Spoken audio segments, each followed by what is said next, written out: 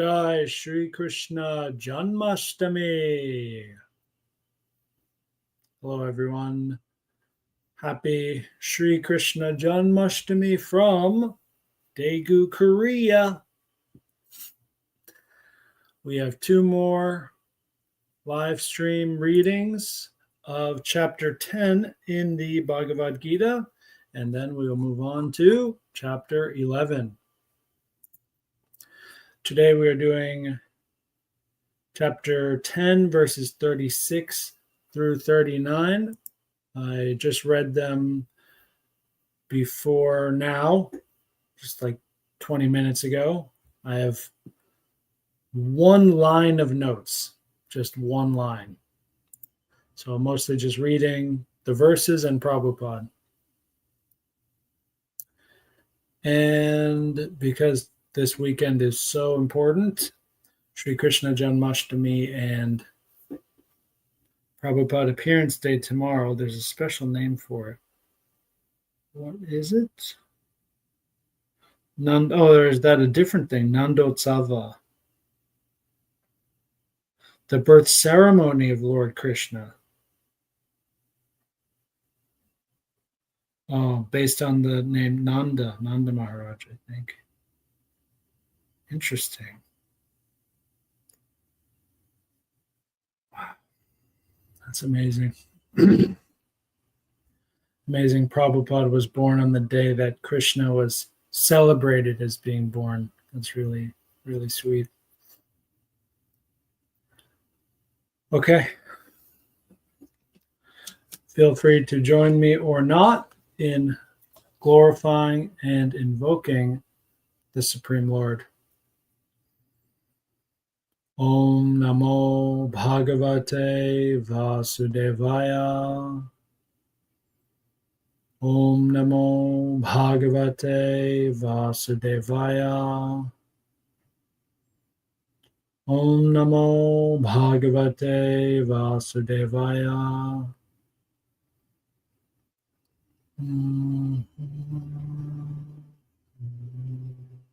Om Jnanatimirandasya Jnananjana Shalakaya Chakshurun Militam Yena Tasmai Shri Gurave Namaha.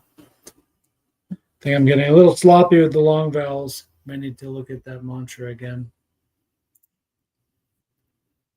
Yes, first, let's hear the literal translation of all four verses by H.D. Goswami. Of deceivers, I am dicing. I am the splendor of the splendid. I am victory. I am resolve. I am the essence of the essential. Of Vrishnis, I am Vasudev. Of Pandavas, Arjuna. Indeed, of sages, I am Vyasa. Of thinkers, learned Ushana. I am the rod among tamers, and I am moral conduct among those seeking victory. And truly of secrets I am silence. Of the wise I am wisdom. And I am that which is the seed of all beings, Arjuna. No moving or unmoving being can exist without me.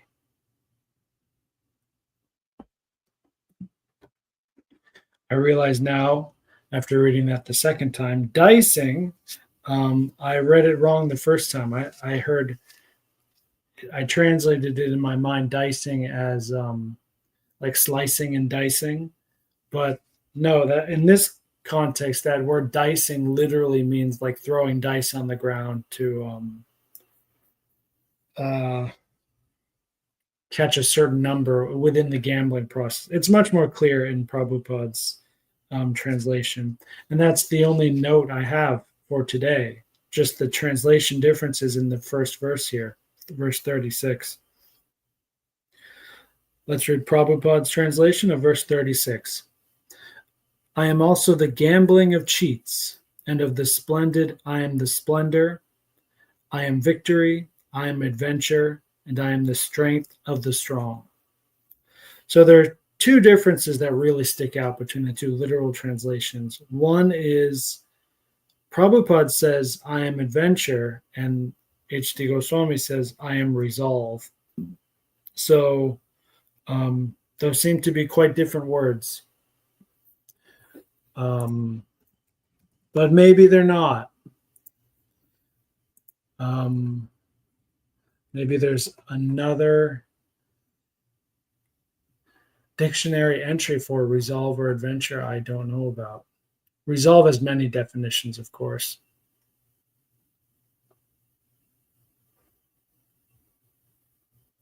To reduce or convert by, breaking up or disintegration. To separate into parts.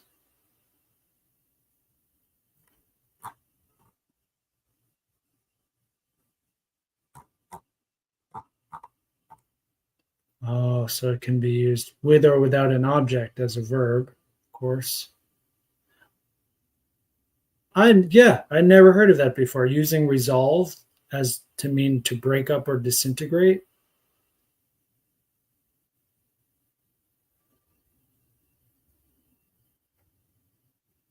Then that must come from the word solution, like dissolution. Let's go right into the origin.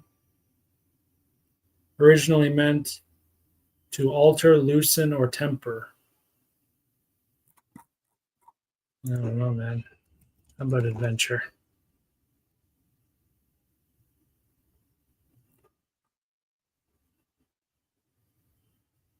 Exciting undertakings. Yep, these are all mean the same thing. From vulgar Latin. Adventura, what must happen. Or to arrive.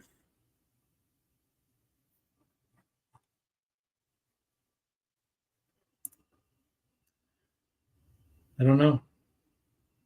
The word in Sanskrit is vyavasayaha. Vyavasayaha. V, that first V is the opposite of sam, to like cut, split something.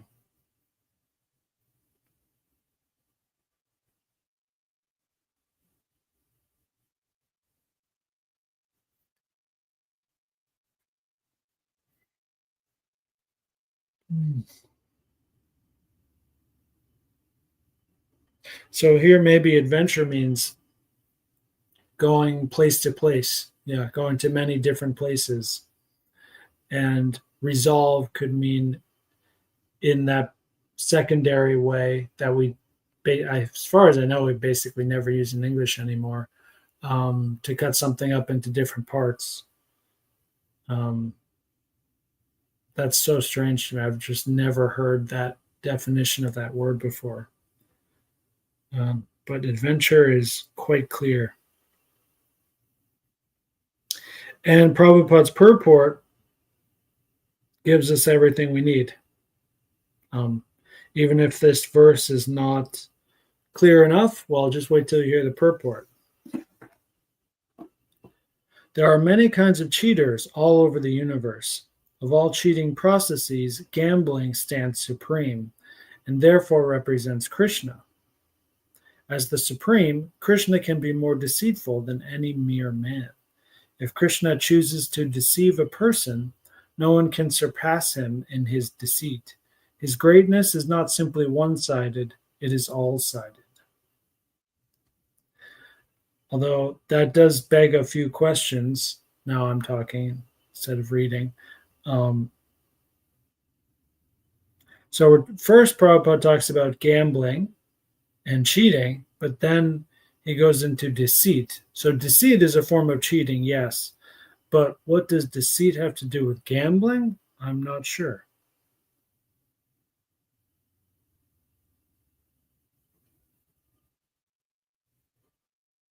The word for cheats is chalayatam. I think chala I've heard before as a bad word, talking about cheaters. I think I've heard that before. Then the word for gambling is jutam. Don't know anything about that word.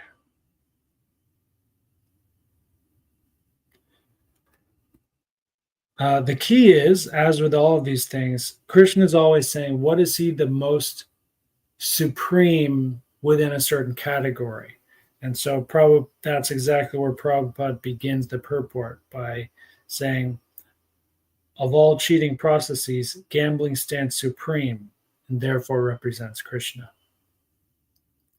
I think this is because gambling is the fastest. What is the essence of cheating? It's to go the fast way. The right way that doesn't involve cheating is always going to be slower, longer, more difficult, and so on. But cheating is a shortcut. And what's the fastest shortcut? Gambling. Why put in all the effort to devise a certain plan or something where you can just say, hey, I'll bet you $1,000, whatever, this will happen. And no way, really. You just, you place a bet and then you win and you're done. It's so fast. It's there's many ways to lose, but if you can gamble well, you're the best cheater, right? It's the most efficient way to cheat. Perhaps it is the essence of cheating.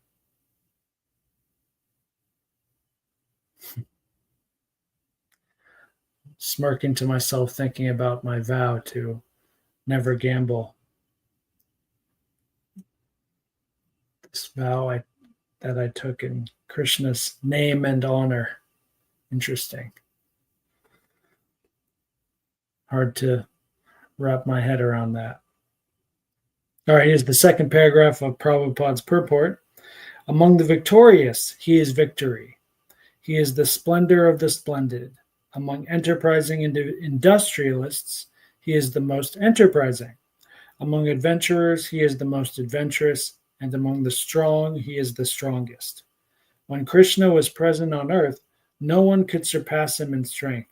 Even in his childhood, he lifted Govardhana hill. No one can surpass him in cheating. No one can surpass him in splendor. No one can surpass him in victory. No one can surpass him in enterprise, and no one can surpass him in strength. Could not possibly say it better myself. Verse 37. Of the descendants of Vrishni, I am Vasudeva, and of the Pandavas, I am Arjuna. Of the sages, I am Vyasa, and among great thinkers, I am Ushana. I forgot to write this in my notes, but it's just so obvious to me thinking about this, reading this. Krishna, remember, is speaking not just to us now, but he was speaking directly to Arjuna on the battlefield. So Krishna is telling Arjuna, I am Arjuna. This must be quite strange an experience to be Arjuna, listening to his dear friend and battle master and lord and spiritual master and so on, who is also the Supreme Lord, who says, of everyone in your family, I am you. I mean, when I say that just now, and I kind of imagine it doesn't actually seem that strange. It seems more like a more simple honor. So maybe a feeling of humility might come more than strangeness. Wait, you are me, but I am me. How can you be me? Like, that's what I was first thinking would be strange, but maybe it's the way it can sound in Sanskrit. It's less personal, perhaps. Anyway, let's read the purport by Srila Prabhupada. Krishna is the original supreme personality of Godhead, and Vasudeva is the immediate expansion of Krishna. Both Lord Krishna and Baladev appear as the sons of Vasudeva.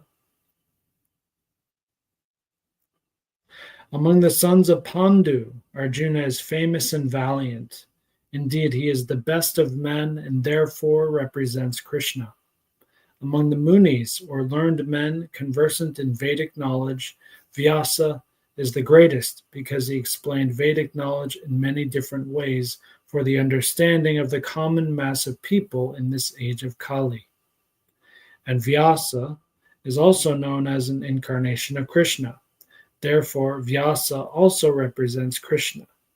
Kavis are those who are capable of thinking thoroughly on any subject matter. Among the Kavis, Ushana was the spiritual master of the demons. He was extremely intelligent, far-seeing, political, and spiritual in every way. Thus, Ushana is another representative of the opulence of Krishna.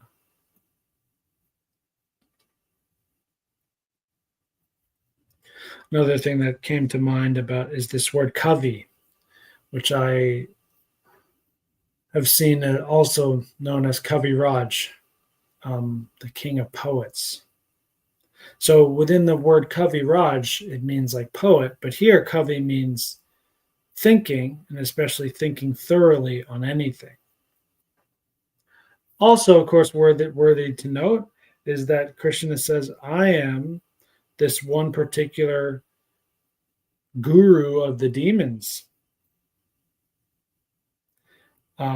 This actually doesn't surprise me because typically the evil mastermind is the greatest thinker on both sides. But thinking in the particular way that does not involve really wisdom, or not a good kind of wisdom, perhaps. Oh, I forgot to put all my beads down from yesterday. No, I definitely finished that last round. Now it's official. Okay.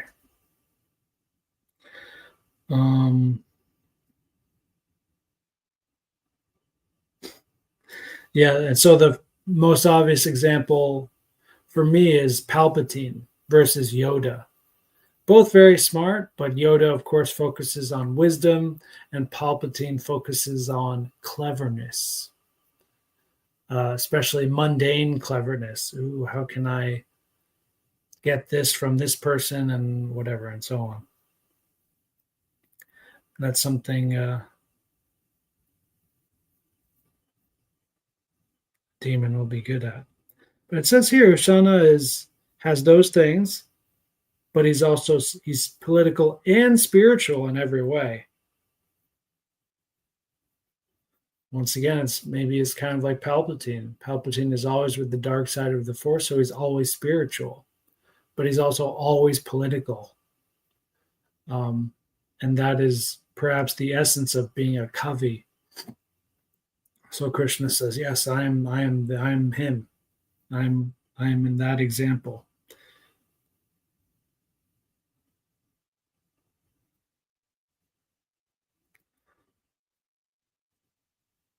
Oh, oh, getting hungry already. Verse 38. Among punishments, I am the rod of chastisement, and of those who seek victory, I am morality. Of secret things, I am silence, and of the wise, I am wisdom.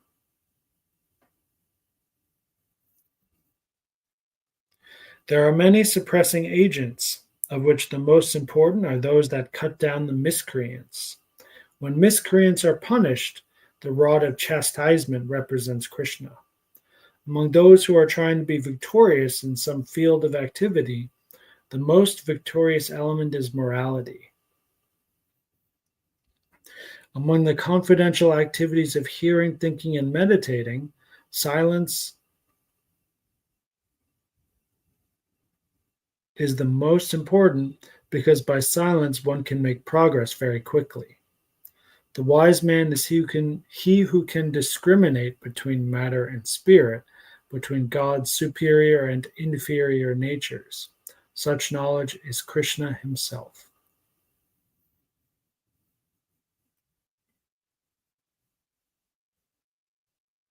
I don't know what else I could possibly add to that. It seems pretty much perfect. The most interesting example is the rod. Dunda.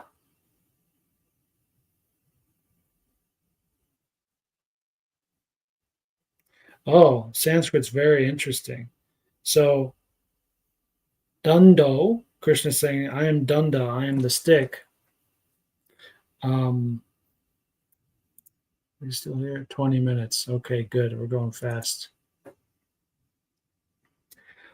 He is the dunda of what? Of the damayatam, of all separation.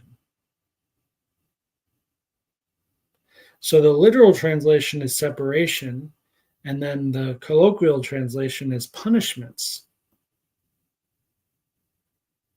So perhaps the essence of punishment is separating people from whatever they're linked to. This is, of course, what I have experience with on a daily basis in Asia as an English teacher. The worst punishment I can possibly do, which is so bad, they sometimes don't want me doing this, but it's separating one of the children from the class, separating, and I just stand over here instead of sitting down or leaving the classroom or whatever. That's like the worst punishment you can do. It's worse than beating them for a lot of Asian students. So it could be that kind of separation. That means damayatam. But why is Krishna the danda? Why is he the stick? Because I think the stick most directly achieves justice and achieves the punishment most directly and most effectively. It's also the most masculine way to do it, probably. And it seems if Krishna were to do these more indirect feminine type of things, he would not punish in that way. He would dance or do something else in an indirect way, more out of bliss or joy instead of chastisement. That would seem to be, you want to be more masculine for something like that. Very well, let's move on to verse 39. Furthermore, O Arjuna, I am the generating seed of all existences. There is no being moving or unmoving that can exist without me. Quick note from me, I think that same exact wording has been said at least 2 times before. Maybe once in this chapter and once in another chapter before. No being moving or unmoving can exist without me. And that he is the seed of all existences. I'm pretty sure Krishna has said exactly that phrasing at least 2 times before. So that seems to be a key point. The first thing that comes to my mind, why, is perhaps for someone who's reading this thinking, oh, well, how is this Bhagavan character in this Bhagavad Gita different from the other gods and the other scriptures that maybe I'm aware of? Well, Krishna is saying, I am the Supreme Lord. By saying it explicitly as Krishna does here, he is very explicitly stating and emphasizing that he is the Supreme Lord.